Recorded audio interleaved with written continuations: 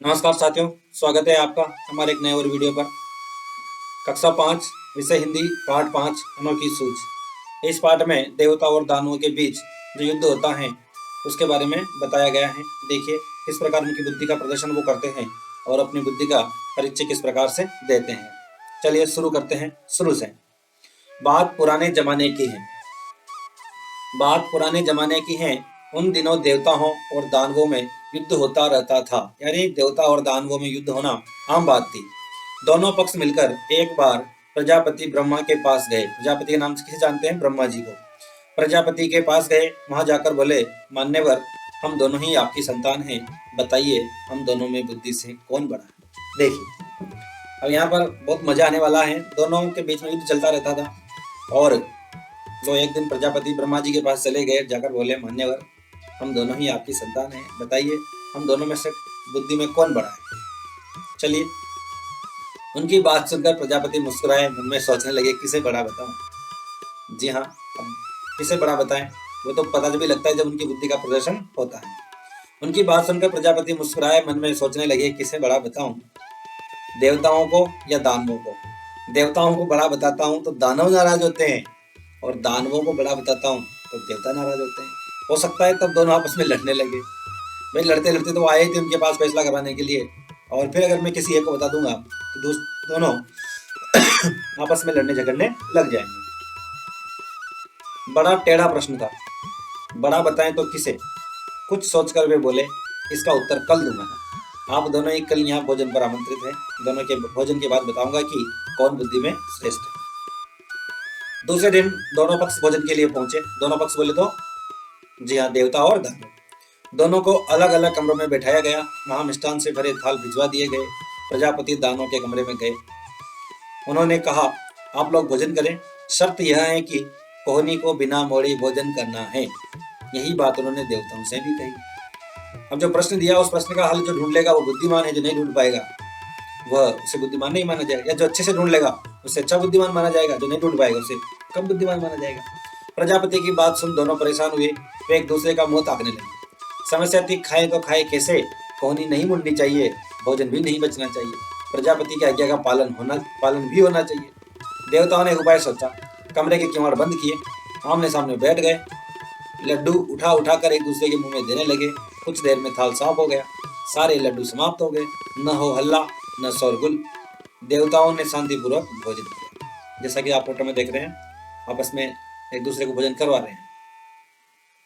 दानव अपने कमरे में परेशान थे। सोचने लगे, बेकार ही यहाँ आए, नहीं आते तो ये परीक्षा तो नहीं देनी पड़ती, आ ही गए तो परीक्षा देनी ही पड़ेगी। दानवों ने भी किवाड़ बंद किए। लड्डुओं के थाल पर टूट पड़े। लड्डू लेकर ऊपर उछालने लगे। लड्डू जब नीचे आते तो मुंह खोल लपकते। लड्डू जमीन पर गिरते और चूर चूर हो जाते। जी हाँ, जिसकी जितनी बुद्धि काम करती है वो उसी तरीके से अपने कार्य को अंजाम देता है। कमरे से हो ही आवाजें आती रही। साथ ही मुझे पढ़ते हुए भी हंसी आ रही है, तो जो सीन देख रहे होंगे उन्हें तो हंसी आनी थी। चीखते चिल्लाते और लड़ते झगड़ते रहे। जैसे कि आप फोटो में देख रहे हैं, लड्डुओं को उछाल रहे, कोनी नहीं मुड़नी चाहिए, उछाल उछाल करके खा रहे हैं। जैसे आते तो मुंह लपक रहे हैं, लेकिन गारंटी नहीं कि हर लड्डू मुंह में गिरे, कुछ लड्डू नीचे भी गिर रहे हैं, फूट रहे हैं। सारी स्थिति स्पष्ट थी। प्रजापति ने कहा, देवता ही श्रेष्ठ है। जानते हो क्यों? इसलिए कि इन्होंने सहकार की भावना से काम किया है। खुद भी खाओ, दूसरों को भी खिलाओ, जियो और जीने दो। यह थी इनकी विशेषता। देखिए उनकी जो, हालांकि उन्होंने ऐसा सोचा नहीं था, उन्होंने केवल सोचा था कि भाई कोनी नहीं मुड़नी चाहिए, एक दूसरे को खिला दो, इसमें अपना काम हो रहा है। लेकिन प्रजापति ब्रह्मा जी जो हैं, उनकी बात का साकार करते हुए, उसकी बात का सही अर्थ निकालते हुए बता रहे हैं कि देवता ही श्रेष्ठ हैं। देवताओं ने ऐसा क्यों किया जानते हो? इन्होंने सहकार की भावना से काम किया है। खुद भी खाओ, दूसरों को भी खिलाओ, जियो और जीने दो। यह थी इनकी विशेषता। इन्होंने बुद्धि से काम लिया, सूझबूझ दिखाई। ये आमने सामने बैठ गए, एक दूसरे के मुंह में लड्डू देते रहे। थोड़ी देर में थाल साफ हो गए। दूसरी तरफ दानवों ने शर्त का पालन किया। लड्डू उछालते रहे, उन्हें पाने के लिए लपकते रहे, न खुद खाए न दूसरों को खाने दिए। लड्डू तो बिगड़े ही, पेट भी नहीं भरा। शिक्षण संकेत, जिसके पास बुद्धि है उसी के पास बल है। इसके लिए संस्कृत में एक सूक्ति है, बुद्धिरस्य बलम तस्य। इस पौराणिक कहानी में देवताओं की परीक्षा में सफल होने का यही आधार बताया गया है। शिक्षण के समय अन्य प्रसंग देकर भी बुद्धि की महत्ता और सूझबूझ को स्पष्ट किया जा सकता है। विशेषकर विपत्ति के समय बुद्धि ही मनुष्य का साथ देती है। जीवनगत इस सत्य को अवश्य उभारें। जैसे जैसे एक कहानी आती है, सब बच्चों को आप एक पिन और एक गुब्बारा दे दीजिए और उनसे कहिए कि आपकी बुद्धि का टेस्टिंग हो रही है, आपकी बुद्धि कितनी है, मैं आपको 1 मिनट का समय देता हूँ या 2 मिनट का समय देता हूँ, उस 2 मिनट के बाद जिसके हाथ में गुब्बारा होगा वो सबसे बुद्धिमान होगा, और उन्हें छोड़ दीजिए कमरे में। लगभग सब बच्चे उस आलपिन से एक दूसरे का गुब्बारा फोड़ देते हैं और किसी के पास भी गुब्बारा नहीं बचता, लेकिन चाहते तो वो अपने पिन को अपने पास रखते, किसी का गुब्बारा नहीं फोड़ते, तो सारे बुद्धिमान कहलाते। इस प्रकार ये आप लोगों ने कई मोटिवेशनल वीडियोस में भी देखा होगा। चलिए आगे चलते हैं। अभ्यास कार्य।